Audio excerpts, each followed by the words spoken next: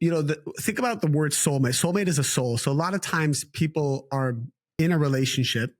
You need to know whatever relationship you're in now is exactly the relationship that the creator wants you to be in, needs you to be in, and your soul needs to be in.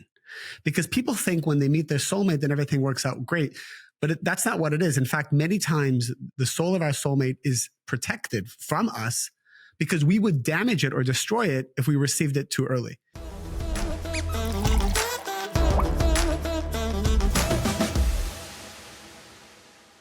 So excited for our guest today. I'm not even going to waste any of your time and even say hello to Kacie because I want to get straight to our guest. We have David Ghiyam here today, who is a co-founder of MaryRuth Organics, but also just such a force in the spirituality world, in the business world, in the family world, in all of it. We were just talking prior to the show, trying to see like the outline of how we wanted this to go. And there are so many things that we have to cover. So David, thank you so much for being here today. And kudos to you for being our first male on the podcast. I just heard that. Thank you.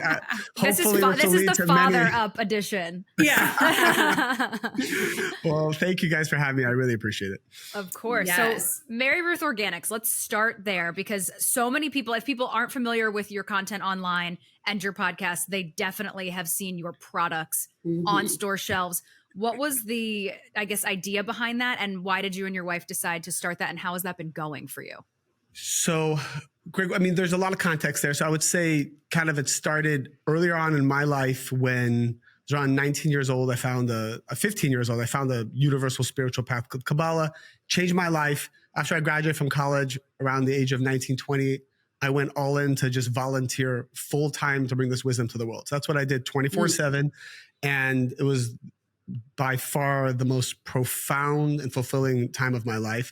Did you have a religious base before this? No, I was so anti-religion and any kind of structure or dogma. What were you raised? Or I was born as a secular Jewish, and I totally was not into it. But my You're uncle— like, no, thank you. No, it just didn't resonate with me. Religion itself didn't resonate with me. I knew my soul needed something deeper. I didn't know what that was. My uncle had been studying Kabbalah, which is a universal spiritual wisdom, kind of helps unite all religions. And he told me, David, I know your personality. You're going to love this. I was 15 years old. I went to one seminar. It blew my mind. I saw that by learning this wisdom, you had an outline of how to live your life, how to deal with any kind of challenge. It made sense to me. I asked a lot of tough questions. They were all answered beautifully with logical explanation. I started to apply it in my life. I saw miracles. And then my personality is when I find something that makes sense, I just go all in. So that's what I did. I studied, I volunteered, I shared, I did it simultaneous to going to high school and college. And then I graduated early, primarily because I was so excited to just bring this wisdom to the world.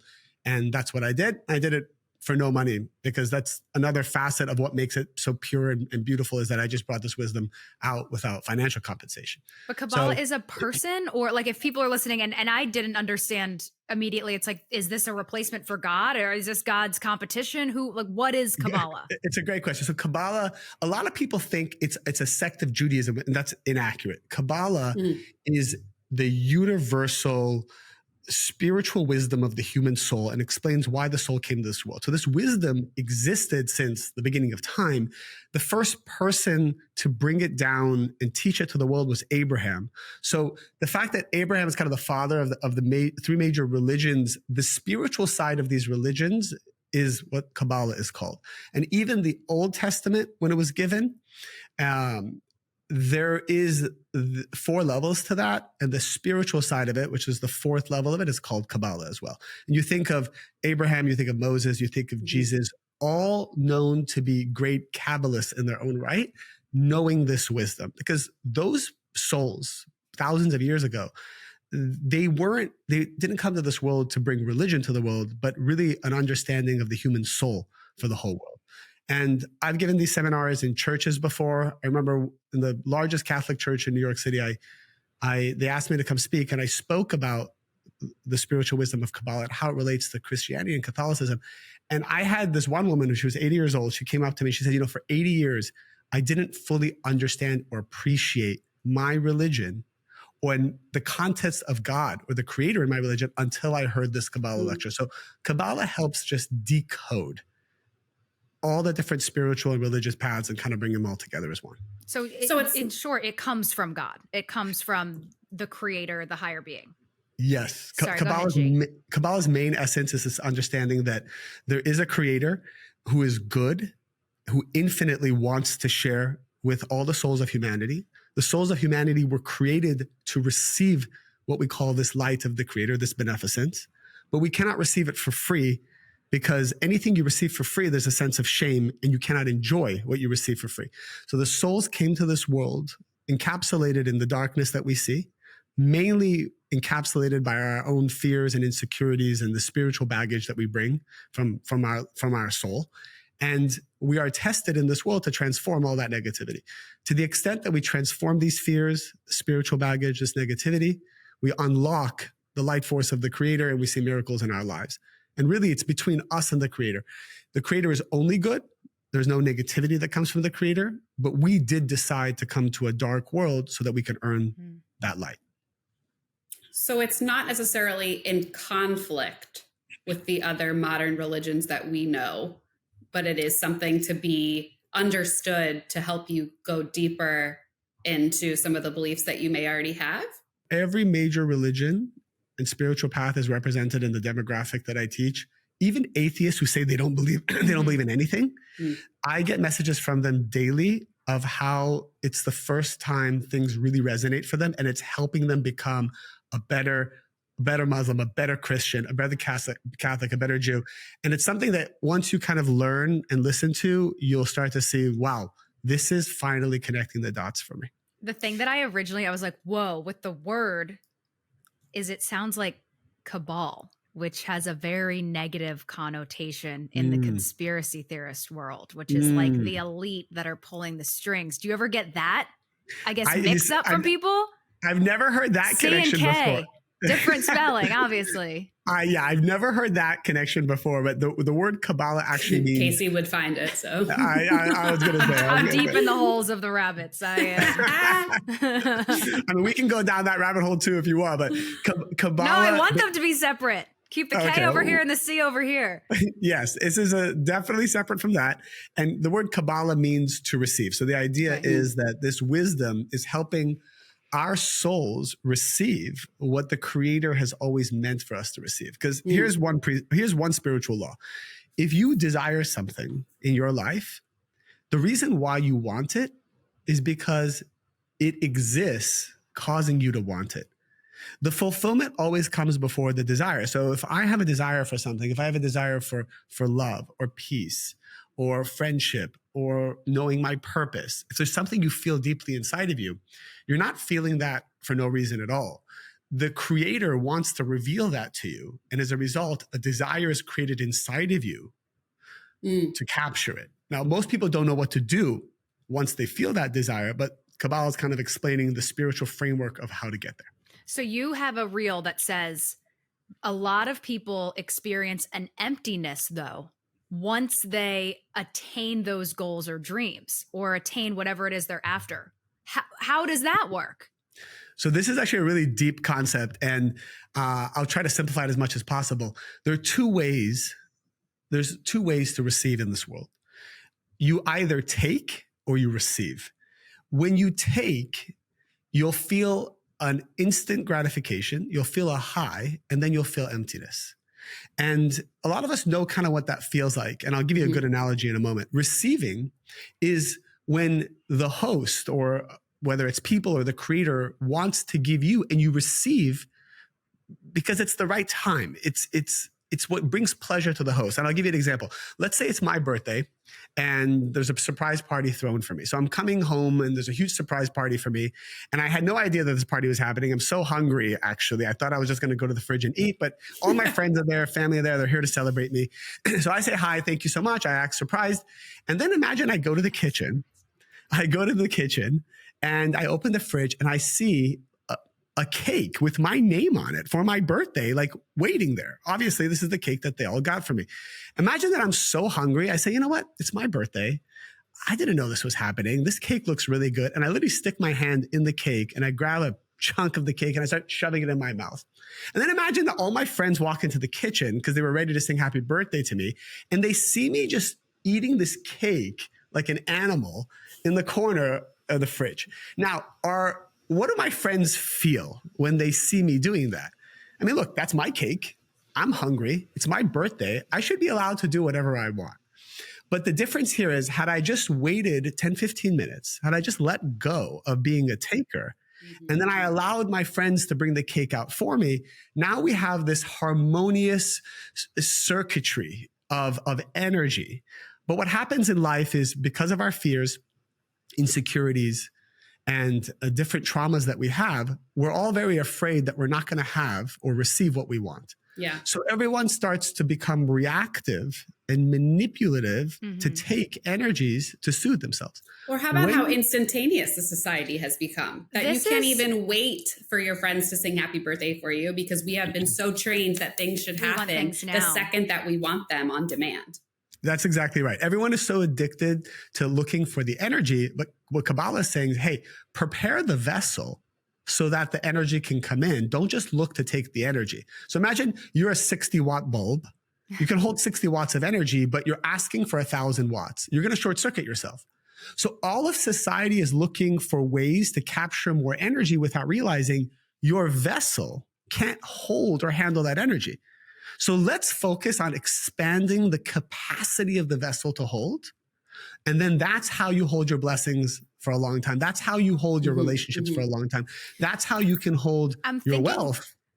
I'm thinking of this in let's think of it in terms of like a new job or a new relationship. I'm thinking about this in terms of a new baby. Okay, how many times have parents fought through IVF and infertility and to get this baby, to get this child, and then are like, oh my God, what did I just do? This is a totally different experience than I thought. They may not latch on. Postpartum depression is rampant. This is so common in motherhood. So I also wanted to say to our audience, if you're completely thrown off of oh my God, wait a second, we just went so deep into Kabbalah. How does this relate to me? This could be so helpful for this journey. Make it practical. Let's make it practical just for that. Come on. No one's eating their birthday cake in the kitchen by themselves. We want everybody to sing to us and film it and put it on Instagram, David. Too high level of an example. So I'll give you a more practical one. So imagine, I have 4 little kids, and before we had our first child, experienced 4 miscarriages. And what was interesting, and, it's very common. People don't talk about it often, but what was interesting is what everyone needs to know is the more difficult something is and the amount of barriers that are there. And we experience the same thing in the building of the brand, which I can talk about in a moment. What I know and what I've learned Kabbalistically is the difficulties, the rejection, and the trauma you go through in building something or receiving something, all of it is actually expanding and fortifying your vessel to be able to hold it. Often when a great soul comes down to be born, the woman goes through a lot of difficulty ahead of time, particularly because what the difficulty does is what it's supposed to do is help elevate the consciousness of the people, help purify a person of negativity. When we go through pain, it makes us better, hopefully. That's really the goal. So anybody who's going through a difficult time, either giving birth, having a child, or you were given a child that there was difficulty afterwards, we had our first child had special needs, and our doctor said, it was a good chance he would never walk. It was a lot of scary stuff was told to us. Thank God for Kabbalah. We basically said, we're going to have certainty. We're going to elevate our consciousness. We're going to do our work. We're going to take it one day at a time. Having anxiety, doubts, and fears only brings more negativity into the situation. Everything is a test in order to reveal greater miracles in light. And that's the way we need to treat it.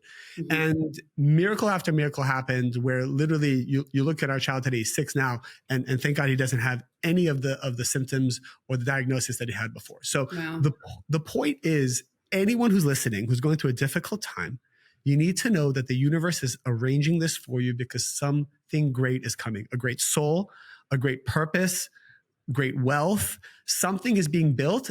Do not distract yourself. Do not get sad over it. Sadness is normal and common, and it's okay to feel that sadness, but but realize the opportunity that's being given to you despite how difficult it is. There's something in there that I want to say. There's this quote that I remembered I had it saved in my phone from years ago. It says, the universe always strikes at your weakest point because that's what needs the most strengthening. Yes. But when Susie is on her 6th miscarriage and she is approaching 40 years old, and Laura down the street has 10 kids and she is an absent mother and isn't around, what do you tell Susie to do when she is in this dark place and she is like, it is not fair. I am a good person. I am trying everything. I have so much love to give. Why am I being punished? And does that mentality have an effect too? Okay. That's a great question. Two-part. That's a hard one, right? Because I last 20 years in meeting people one-on-one, I have experienced that exact dilemma. Many times people have shared that. And there isn't like an answer I can give you right now, but what I would do is I would sit with Susie and I'd be like, Susie, really tell me what it is that you want in your life. Well, I want children. Susie, what is it that let's go deeper. What do you mean you want children? And I would ask a lot of questions to get deeper into the soul of Susie and try to understand her purpose in this world and to help her understand. Oh my gosh. Already. Because what I've learned, especially in my classes, is people will ask one question, but they really have pain about something much deeper. And we need to kind of go beyond what people are just saying and speak to their soul. And I'll be, Susie, what's really going on? What's really going to make you happy? Because having children, which is a beautiful thing, and if she has a desire to have children, it means that one day in one way she will. We don't know what that way is. But the Creator wants to give Susie something even greater, because the happiness that comes from getting something will also be happiness that leaves us. Anything that you receive that becomes the cause of your happiness will always be temporary. What the Creator most likely wants Susie to achieve before that child is born, and probably why that child is waiting to help Susie, is that Susie gets to a level of consciousness where she is unconditionally happy with herself, that she feels whole with or without a child, that she feels whole with or without something that she thinks she needs to be whole. Having a child is a hard one, but definitely when it comes to wealth, when it comes to finding your soulmate, this is the advice we give to people. If you're the time that our brand was created, and I share with you the story, was 2 years of debt, being broke, not even paying our rent. Like we couldn't afford anything. And I saw how that caused me to plunge into a level of feeling like a victim or sadness. And as a man in a relationship, you feel incredibly insecure, not being able to provide for your family. And I remember the day it changed. I was walking in New York City and I was looking out at the buildings in New York City. And I said, I've been teaching this wisdom for 10 years at that point. What is the advice I would give to my audience?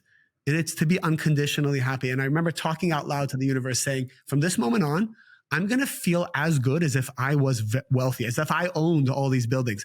And I switched, I became a different person that day. 7 days later, we came up with the idea for MaryRuth Organics, and the first product, which is our flagship, the Liquid Morning Multivitamin, was created 7 days later after 2 years of not knowing what we're going to do, how we're going to pay for anything, miscarriage after a very dark period.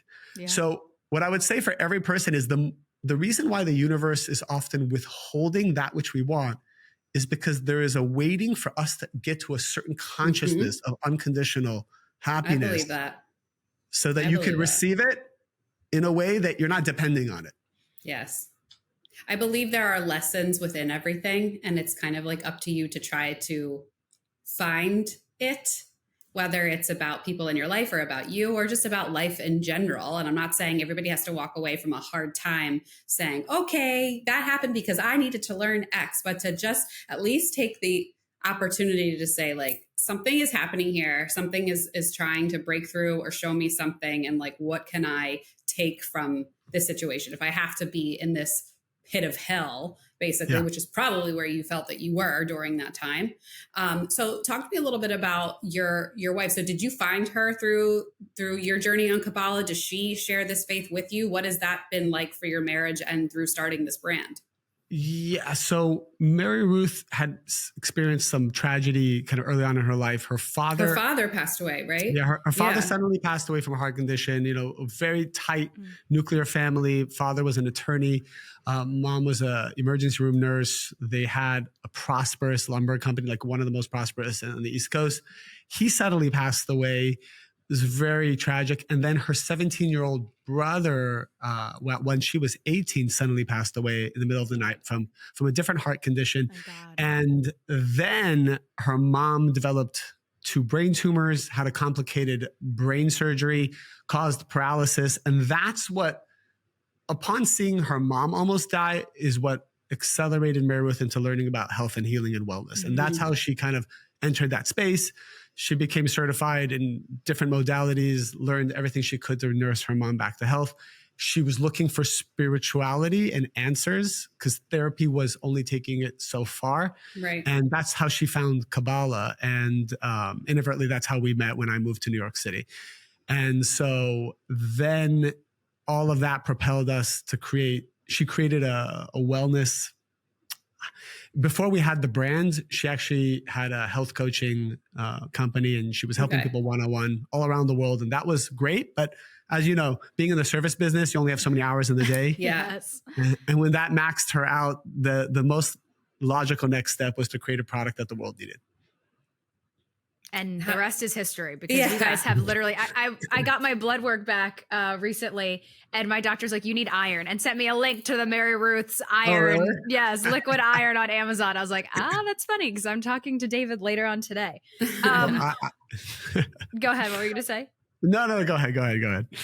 I was gonna say something about the brand, but we can move on to the next thing.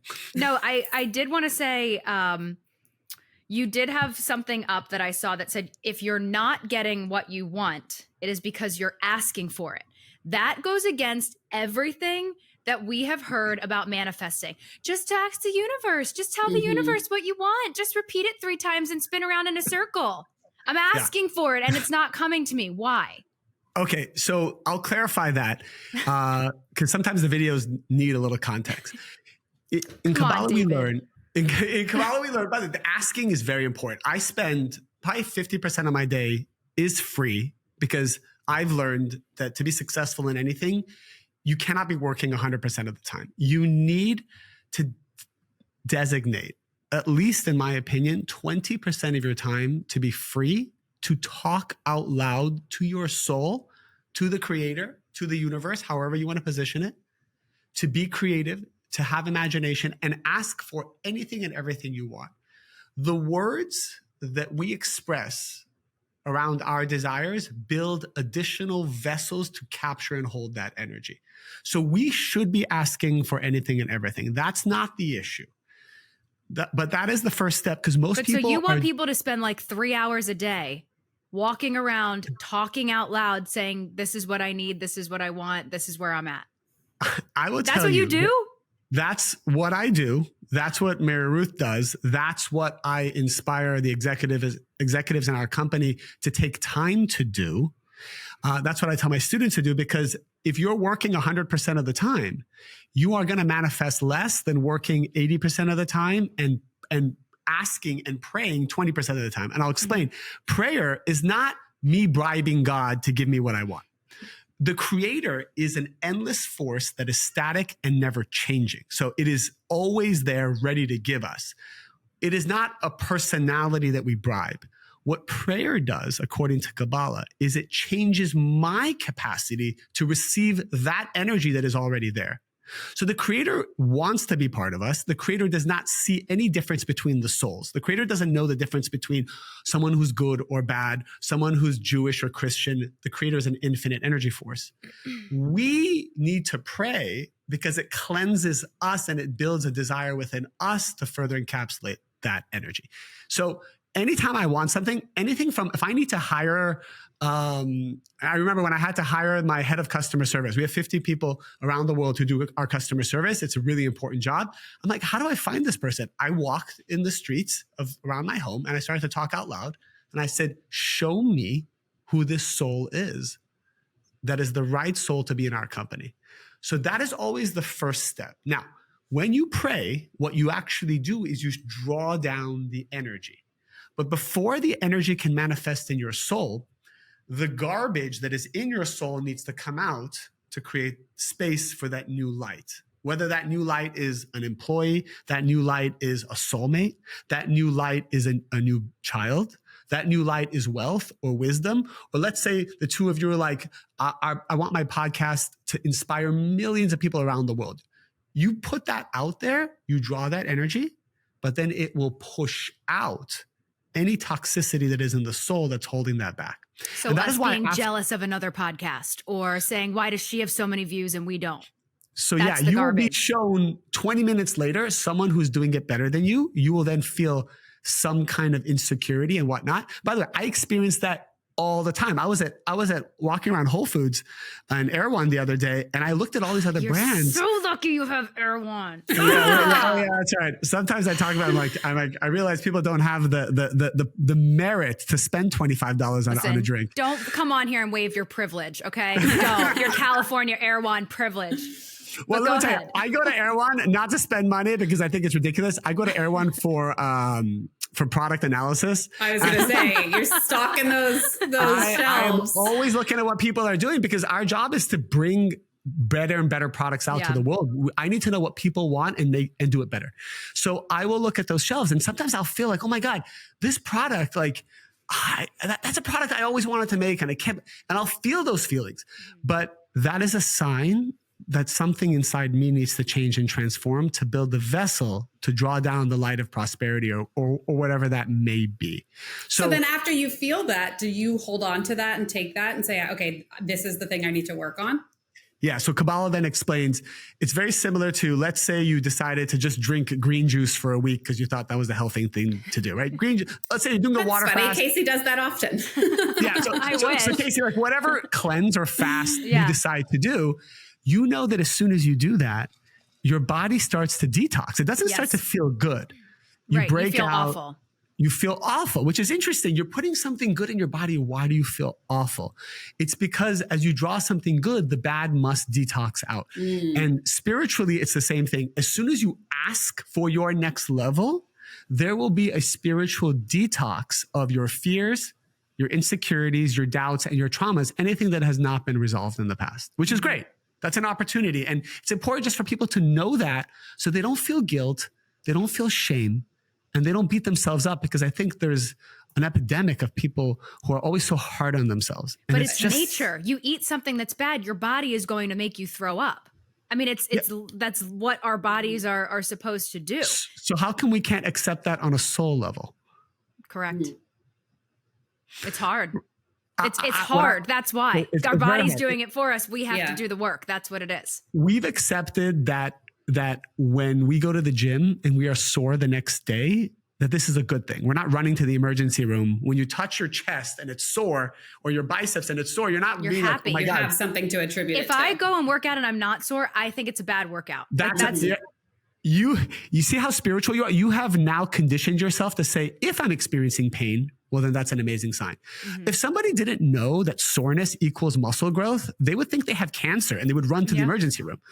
So and this is something I'm reminding myself all the time, when I'm going through confusion and darkness and pain, and I don't know what's going to happen, this is a good sign.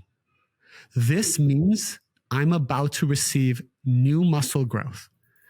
It is very hard to remember that when it comes to spiritual work. But so you just stay positive? Like that's all you do?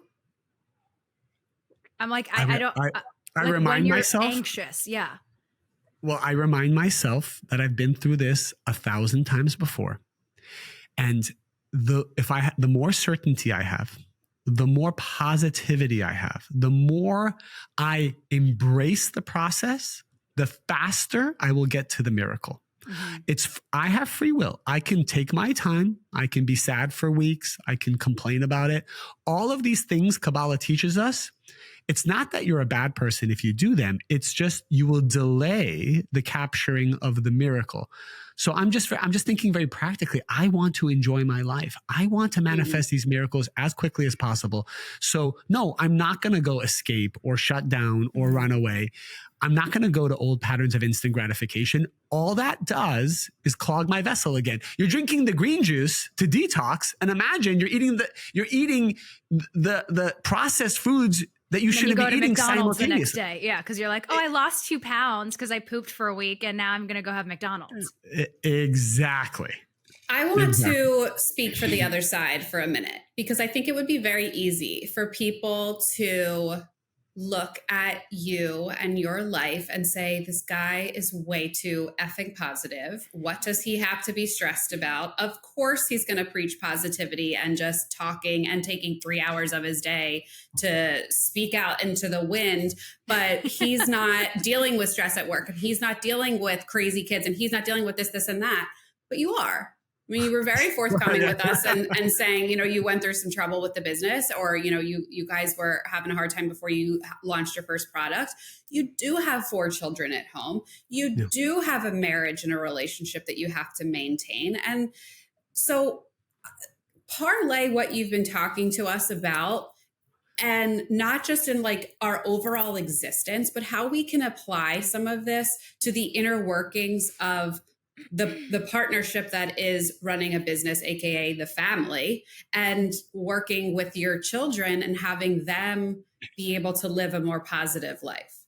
Okay. Well, there's a lot there. So I will tell you that my life has challenges all day long. There is no shortage of difficulties, and each one of us goes through exactly what is on our level that is confusing and painful and dark. I have gone through tremendous amounts of challenges in my relationship. I've gone through tremendous amount of challenges in the business on a daily basis. We have 200 employees. We have millions of customers. We have people every day has another issue, or they want something, or they need something. 4 kids under 6. They need attention constantly. It doesn't matter if you have help or you don't have help, or you have this system or that system. At the end of the day, their parents are what they need, especially with the challenges they go through. So I want everyone to know, like, I'm in it with you, and don't think for a moment I'm positive all day either. I will go through that process. Now, if I had to compartmentalize, I just imagine a listener who's like sitting there with like throw up and vomit all over them, and their hair is half, and the water is out in their house, or like something's going on, and they're like, "What does this guy know?" And all of his kids are like literally sitting like meditating, and he and his wife are just like, there's a harpist in his living room, and he's just talking to himself. Oh yeah, my kids. They're all quietly taking their MaryRuth Organics supplements. Yeah, that's right. Everything's so structured in our house. I have a 6-year-old, a 5-year-old, and twin 3-year-olds, and I'll tell you, they know how to activate the detox program inside of our souls. So look, let me compartmentalize. For one, because I know the amount of energy it requires to raise kids, run a company, have a social life, how to do all these things. It requires a lot of energy. So I make a list. I do this, and MaryRuth does this too in her segment of the world. I make a list of how do I simplify my life as much as possible? Because what I'm noticing is a lot of the time we're running around doing a lot of things and spending a lot of energy where energy doesn't need to be spent. Yep. So for example, that is it right there. And in the business world, especially as the business got a little more successful, I started to get a lot of opportunity, and people want you to do this and coach here and invest here and be on the board of this. All these different opportunities came up, and I realized it was all a test, and I need to stay focused on one thing. Someone's like, oh, you should write a book, and you should, by the way, start social media. I told you guys, I didn't touch social media till 4 months ago. And everyone's then they like, say, don't worry, somebody will write the book for you. You just and it's like, but that's a temptation as well. Everything requires energy like crazy. So the only thing in the business world that I focused my heart and soul in was the brand. And that was it. When it came to the children, the best advice I got from a father I really admire, he told me, Two things. Number one, you got to let kids be kids. I am so controlling and rigid with myself that when I put that on the children, that's a disaster. And I realized I thrived as a child. I had a good childhood because my parents gave me the space to just be my crazy self. And so when I see the kids running around the house, putting their dirty hands on the fresh new wall that we painted, and I don't even know what, putting underwear in the face of the like there's things that are driving me nuts. I'm like, you know what? I'm giving them the space to be who they are, because I make sure that, you know, at least half the time I'm taking them to school and I'm bathing them at night or whatever it is. So I've learned, let them be them. Don't take it personally. That's number one. Number two, I've learned to do the things that the children love as opposed to forcing the children to do the things that I love. So I don't know, my 6-year-old I found out he's into Minecraft, and I looked at it over the shoulder and I made a note. I'm going to go learn Minecraft and I'm going to become awesome at it so that I can relate to him. And so that has been incredible in getting the children to trust me and not fight me when they see that I'm making the effort to kind of go down to their level. Yeah. I mean, there's so many things, but I would say like I'm always reminding myself these are children that the Creator gave us, and I can't take it personally. I can't live vicariously through them. I can't force them to do what I did or become a businessman or a spiritual teacher. I pray every day that they find what they're passionate about. And I pray more for myself, not to take it personally. If they don't do what I want them to do. You are an extra in their movie. And as soon as parents realize that, I think it's better. You're not the main character anymore. That is probably the most profound lesson that is easy to hear, but hard to implement. And so those are just a couple of things in the children category. You know, when it comes to like our social life or our friendships and, you know, running a business together, especially, what I'll give credit to for MaryRuth is she has a lot of respect for me. And that's what gives me the strength to do whatever I need to do. And I'll tell you, the number one thing in all relationships, friendships, anything, if you have a man who's important in your life, there's 3 things that he's looking for. The first thing is when a man doesn't feel respected, or you don't respect the way he brings energy to the world, that is the kiss of death for him. He will lose all his stamina. He will not be inspired, and he'll look for energy in everything else besides, you know, where he probably should. Having admiration and respect and finding out what actually inspires your partner. This goes both ways. And to constantly let them know that you admire and respect them is, I think, the number one factor in building relationships and developing the stamina to have healthy relationships. The other thing is that ties into trust. And when you don't trust the way that your spouse or your partner or even your friends kind of conduct themselves in the world and the way they do bring energy to the world, that also causes a massive hole in the aura and the energy is depleted. Like a real shaky foundation in that relationship. Correct. And I'll tell you something I've seen some of the best managers and executives do in our team. Every time there's a win, in our Slack channel, they say, hey, we got this like big award recently from Vitamin Shop. And so in the Slack channel, the head of sales, he wrote, and he gave all the credit to his team below him. And one by one kind of gave the respect to each person. I find that to be so admirable in a manager. But think about in the household, like whoever's running this household, like you need to give respect and admiration and acknowledgement to everything that's happening in the house all the time, because it's a business. At the end of the day, your household needs to be run similar 100%. To a business. 100%. Right? We say that all the time on this podcast. And I'm taking a deep inhale as you say this. I am feeling much better, but there were, a couple months ago, I shared on the podcast of how I was having a really hard time. I don't even want to say with my husband, because I was just having a hard time with myself. And that came out on to my husband. And it took that time for me to like stop and zoom out for a little bit and be like, let me look at all the things he actually really does, and the ways that he helps, and the ways that he is the most incredible parent, and the ways that he's his provider, and does these things and cares about me so deeply. And then I was like, what am I fighting so hard for when I have all of these things and that respect? And it really took me finding that respect, like you said, to be like, wow, I have this partner here with me that is rowing in the same direction for this business that we have, which is our children and our family, to like write the course again for my own self. But to take it one step further, you are basically the CEO of your home. I mean, you're doing all the day-to-day things, making sure the ship is right.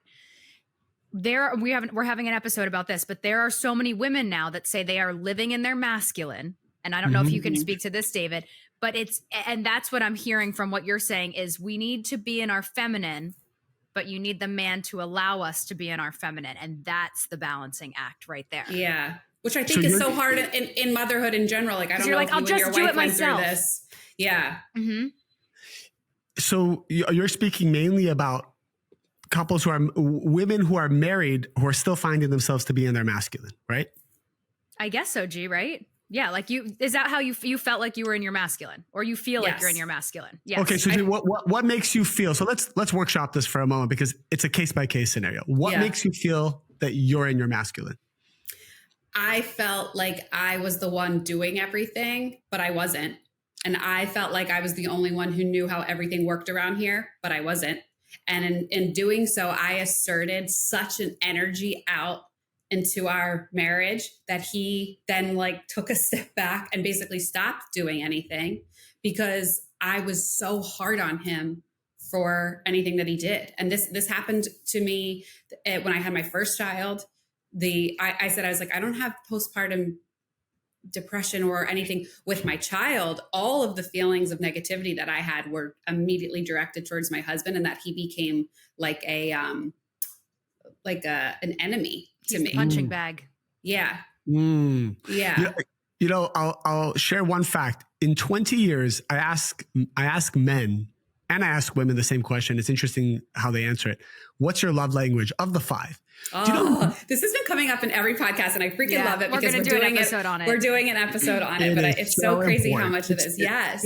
It's the question you should ask on a first date. It's a question you should ask in a friendship. It's a question you should ask to any kind of relationship that you have. But it's a question you should ask on a podcast. David, what's your love language? Well, I'll tell you, 90%, and I fall in this category, 90% of the men I talk to, when I ask them what's your top 2, what do you think is the one that always falls in either the number 1 or 2 slot?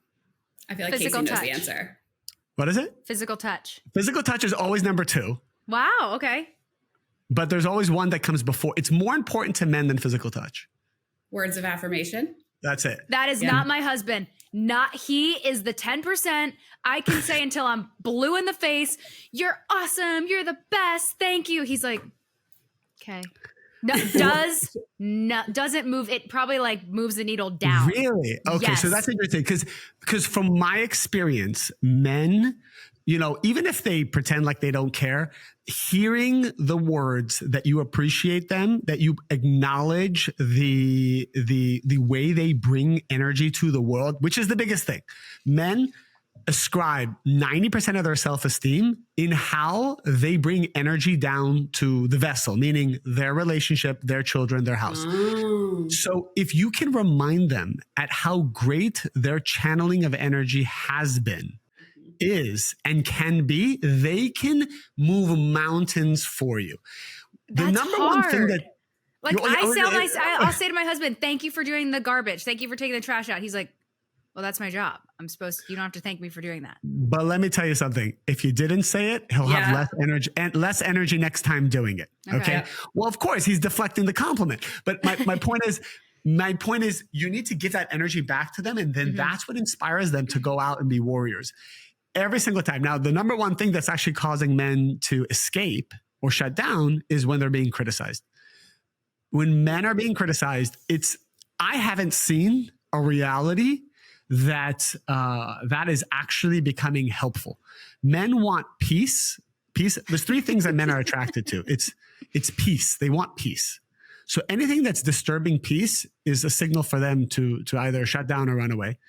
They want aesthetic attraction, which is very important for a man, like the beauty, which is in their eyes, whatever that means. Aesthetic attraction is important. So it's something you should always be asking yourself, does that still exist? Especially after children, all this stuff gets lost in translation, something that needs to be at the forefront. Do not, I've also seen this, if you prioritize the children over your marriage, you're asking for a disastrous situation that will bring chaos to both sides. Yeah. We know this, it's not easy, but I think it's helpful to bring that up again, that if he's the one helping bring energy to the home, you need to somehow protect that channel of energy so that both you and the children keep receiving it. Okay. Yeah. And the third thing was the trust and the respect part. So peace, trust and respect, and then aesthetic attraction are the three things that men are looking for that give them the strength and the consciousness to keep thriving. How do you provide constructive criticism that doesn't disrupt the peace? One thing is you can always ask the man, if I want to share something with you, what is the best way to do it? Because I really admire and respect you. And I never want even what I say to disturb the incredible job you're doing. Say something like that. A man is, some men will say, I want you to text it to me so I can see it. Because sometimes when you verbally say it to me, I don't hear it. Wow. Some men don't like to hear it in the middle of the day or when That's they're true. in the zone. Right. A lot of times I've seen people try to give messages to men as they're literally walking to something or running to something. Yeah. The timing is just all off. So I've learned, and by the way, what was the first question I asked you before I came to the podcast? Is tell me about your audience. It's actually very insensitive for me to just come on a podcast and just start talking because I'm just talking about myself. I want to know who your audience is. Is it male or female?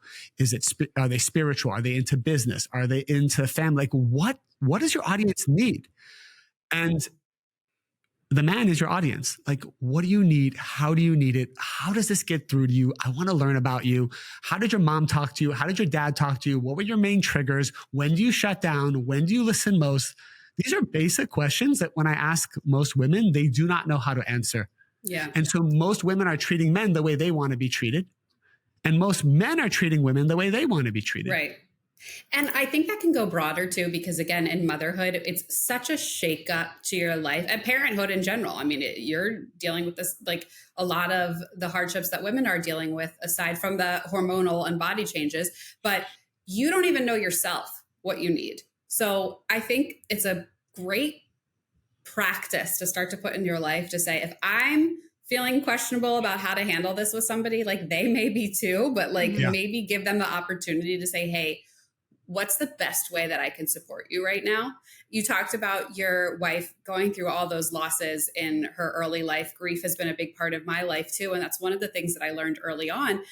When people would say, let me know what I can do. Let me know how I can help you. I don't know how you can help. I don't know what those things are. But if you say like, hey, what is it that you need from me right now? Is it a listening ear? Is it someone to just sit in silence with you? Is it how can I best be supportive? If you can kind of lead somebody down that road, I think that's how you're going to get that best connection in those relationships. So like even to women going down to your friends that are moms and saying, hey, you just had a newborn. I want to support you. What's the best way? Can I do your laundry or can I just come and sit with you for a little bit or, whatever, how can you help? So I love how you put that as the foundation for talking to your partner and talking to your husband, but also to like anyone in your life, even your kids. I love that. Another question, something just practical, because I'm trying to come up with practical solutions is, what did you do in the dating phase that got him to fall in love with you? And can you retrace those steps and even talk about this? Like, remember when we were dating, what was the most attractive quality about me? How did I treat you? Because remember, when we're in the acquisition phase, we act differently than in the maintenance phase. Love that. Right? But MaryRuth used to always say, customer care is more important than customer acquisition. Mm-hmm. But we are our best in the acquisition phase. Yeah. Right. So who were we when we were dating versus when we were actually in the relationship? Yeah. I heard something years ago that I absolutely loved. There was a big write-up on it in some magazine. I should go back and see if I can try to find it. But basically, my husband and I are about to hit our 5-year anniversary. So this is why I keep thinking about this. Congratulations. Thank you. This couple decided that they were going to enter contracts for their marriage for 5 years. And at 5 years, you would sit and you would reevaluate and say, do I want to keep this going? And if not, we can peacefully walk away and say that this, we've made this decision, it's not working, and that's fine. I originally thought that was so strange, but then I realized that's actually a very interesting idea, because I think this concept of we're married, we're here for life, this is what it is. Your husband is also very business. Like your husband would not be offended if you came to the table and you're like, I would like to renegotiate the terms of our agreement. I heard a story that I don't know if it's the same story, where they actually would divorce and they had to choose to remarry every 5 or 10 years. Oh, that's too much paperwork. But that's a lot of paperwork necessary. But the root of it all is that you basically have to carry out your marriage as if you're still in that acquisition phase. Yeah. And that's really what it was trying to teach them. And I thought that was so great. And so I've started looking at my marriage that way. And I was like, listen, the way that I was acting to him a few months ago, and we had that agreement, I'm not sure he would have signed on for another 5 years. Oh, stop it. I am telling you. So I really had to adjust myself and the way I looked at things and whatever. And now going into it, I have a question on that. We feel great about it. So I love that. I have a question on that topic, because you have talked about this. How do you know if your soulmate exists? How do you know if you're with your soulmate? Do you think there are multiple soulmates? Yes. Yeah. I've made a couple of videos on this. Think about the word soulmate. Soulmate is a soul. So a lot of times people are in a relationship. You need to know whatever relationship you're in now is exactly the relationship that the creator wants you to be in, needs you to be in, and your soul needs to be in. Because people think when they meet their soulmate, then everything works out great. But that's not what it is. In fact, many times the soul of our soulmate, and we do have many soulmates, but the soul of our soulmate is protected from us because we would damage it or destroy it if we received it too early. Wow. And so there's a process we need to go through where we meet other souls that help us elevate our consciousness and cleanse us in order to receive the soulmate. Now, here's a really interesting fact. You could be married to the same person, but do a level of spiritual work where the soul of your soulmate enters that same person. People think the soulmate is a person, but it's an energy. It's a soul. All right. So you could literally wake up one morning because of a transformation you made. You shifted to a new destiny where it's the same person, but that person becomes totally different. This is indication that the soul of your soulmate entered the body of your current spouse. And now you have literally a new relationship, even though it's the same person. Wow. My head is the mind blown emoji. Right, that's when people hear this concept, people think oh, I got a divorce. I got to leave this person, not for me. There's always a time for that. Obviously. Yeah. I mean, if you're in an abusive physically or emotionally relationship, I don't think that you're just going to go to sleep. You can't transcend and make them not a bad person. Yeah. That's an outlier situation. If you're in an abusive relationship, that's a whole different scenario, Right. But you definitely don't want to run away from the relationship if you're uncomfortable without doing a level of the spiritual work, because you will find a similar soul that will put you through a similar process. And so it's very important to try to do as much as you can to learn and grow within the scenario you're in now before you move on to something different. Mm-hmm. I love that. That's really interesting. I want to share one more thing, probably going to wrap up soon. The biggest thing that the negative side, there's a negative force out there that's always kind of challenging us and battling us to not elevate our consciousness. The biggest narrative of the negative side, which is just straight up wrong, is the more guilt and shame I feel, the more spiritual I am.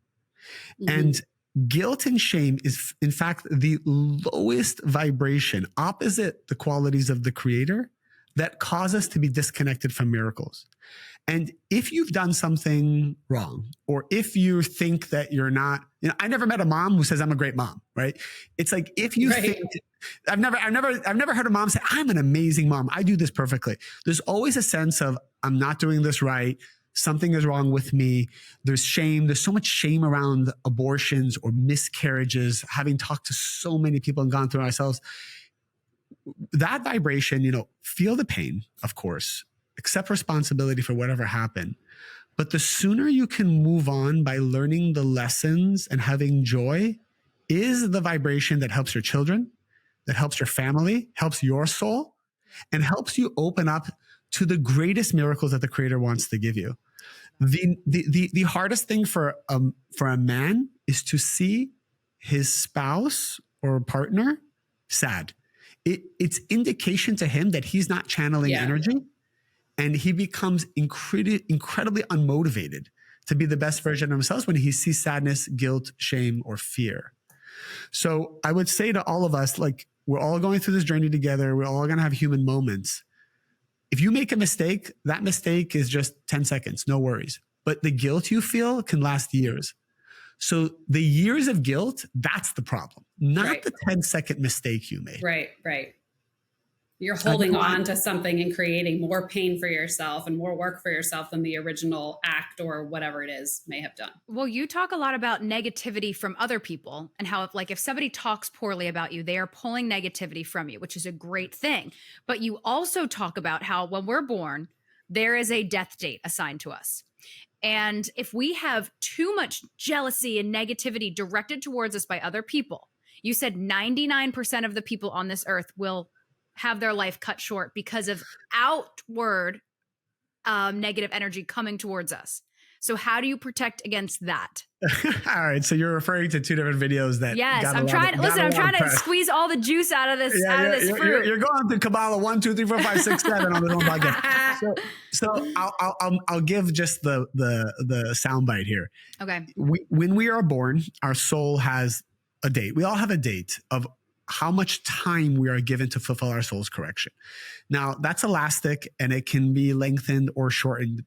The main cause of life being shortened spiritually, it comes down to two things. Number one, it's evil speech and the words we waste or use. Mm-hmm. I can give 10 hours just on this concept. There's 10 categories of speech that are considered negative speech. Everything from complaining to gossip to even saying unnecessary words that people are like, so what? Why'd you say that? Every time we waste our breath, a piece of our soul's energy leaves, and it does actually cause lower immune system and accelerated aging. And, the day of death becomes accelerated as well spiritually. But the second thing is when we expose our blessings too much to the public, especially if we're trying to show off or we're trying to steal respect from other people, the evil eye that people give us siphons life force away from us. Now, this isn't so that we're all scared of, evil eye, because being scared of that is also a problem. But when it comes to there's different tools energetically that we can help protect. But the best tool is try to prosper in silence as long as you can. It says like when you're pregnant, it's best not to share that with anyone, including your parents, for 3 months. Only person who should know is your doctor and your partner. Because in those first 3 months, the soul is starting to come down. The soul comes down fully. One part of the soul comes down fully on the 90th day. And so the time between 0 to 90 days is a very delicate time for the soul to come down. And if too many people know, this can accelerate a miscarriage or cause complications energetically. So that's the reason why we don't announce it. Like if I'm starting a new business, I'm not going to tell anybody about it until it's funded, until it's at a solid state. People didn't even know about our brand for 8 years. Like people just thought, just a little vitamin company on the side. 8 years, we didn't do press, we didn't do PR. Like there's nothing written about us. You guys did blow up on TikTok. We blew up on TikTok last year, and that's when the cat got out of the bag. Mm-hmm. But what most people don't know, we are the largest vitamin company in the nation on Amazon, larger than any other brand. People don't know it. Now they know it because it's out in the press, so I don't mind saying it. But for 8 years, we just said, prosper in silence. Let's just take care of the customers. Let's just take care of the customers. Don't think about, there's a lot of brands out there that look like they're massive because their press is amazing. Right. Meanwhile, they're losing money and they're on the verge of bankruptcy and they have no business plan. So I would flip it. I would focus on adding the value. Who cares about what people think and feel about you? Just really drive a good product. Take care of the customer, and then let them be the ones who just tell everyone about it. And you don't need to like make a big hoopla out of the things that you're doing. So that's how you avoid someone's it. talking negatively about you. Ignore it. Don't feed it. Don't fuel it. Don't call everyone else in your friend group and say, Susie's been saying XYZ, and fire everybody else up. Just let it go, right? There's two steps. If someone is speaking negatively about you, whether it's true or not, the spiritual protocol is first, don't react. Feel the pain. Don't try to defend. Don't try to convince everyone. Don't be defensive. You're just perpetuating more negative energy, and you're not acting like the light of the creator. The light of the creator is not insecure. So when we become insecure, we're opposite that frequency. And so we're not in sync with the creator. We're not in sync with miracles. Step one is get to a place that you're excited about the evil speech against you, even if it's not true. Internally excited.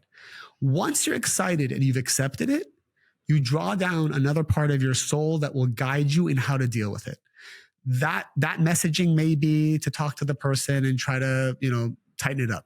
That may be energetically, the person will come to you and try to straighten out the story. You will be guided. The creator will guide you what to do, but not until you've accepted it and you're excited about it. Is there a way to protect yourself? Because your aura is 88 inches? Yeah. So our general aura, Kabbalistically, 88 inches in radius, that can extend as the greater the consciousness you have. So based on your consciousness, you extend that aura so you can affect the whole world through your consciousness. But I've also been very cognizant about people coming into my energy sphere. Yes. You're protected as long as you don't need something from someone. So the minute you become needy of something from someone, you open up your aura to capture their energy. So for example, if I'm giving a class in front of a couple hundred people and I want them to like me or approve of me, at that moment, my aura breaks open and all of the negative energy that they have becomes intermingled with me. And that's why people have fear of public speaking. The only fear of public speaking is when you're trying to take something from your audience as opposed to give something. What if you're going to be in the room with someone who hates you? They hate my guts, but they're going to be nice to my face. How do you protect yourself? Or what do you do mindset-wise? If the only thing you had to do was go up there and tell everyone in the audience you're going to give each one of them $10,000, would you be scared to do that? No. Even if they hate you, you'd be like so excited to go up and say, I'm giving everybody $10,000. When you know you're going to give, you're not afraid. The only reason you're afraid is you want to take something from the audience. Most likely their approval. Right. Yes. Approval. That's what it is. Right. So I just remind myself, I'm here to give. Do I really believe in my message? I just want to add value. Whether they like it or not, it's not my business. I need to strengthen the value adding. And that's what removes the fear. And then it doesn't even matter who's in your audience. That's a good note to leave it on. I like this. I think so too. This has been great. David, thank you so much for being here. I know you have a course is it available on your website or your social media? How can people find it to get more information? I shared this with you earlier. I just started social media 4 months ago to bring this wisdom out to the world. Everything I do with my spiritual content is all for charity. I don't monetize any of it for myself. You can hear my content, but most of the people around the world, I think about 100,000 people around the world just took my masterclass. It's like a beautifully orchestrated course that teaches you all the secrets to life. You can pay whatever you want, even $1. It doesn't matter. All goes to charity. And if that will help you no matter what religious or spiritual background you're on, it will empower you, give you the secrets to relationships, to parenting, to abundance. I talk a lot about how we built the brand in these courses. And so that's all available on my Instagram. You can check it out. How long does it take to complete the course? It's a class. It's a course I taught here in Los Angeles for about 300 people. It was a 10-week session, 1 hour each. So just 1 hour, it's 10 1-hour sessions, and people binge watch or listen to it. It's like a Netflix special. Everyone watched Bridgerton in one day. You can do this in one day. The website is Kabbalah1.com. KABBALAHONE.com. Okay. Awesome. Well, You're thank the you so much best. for being here. And congratulations on your success. This was great. Thank you for having me. Thank Appreciate you. that.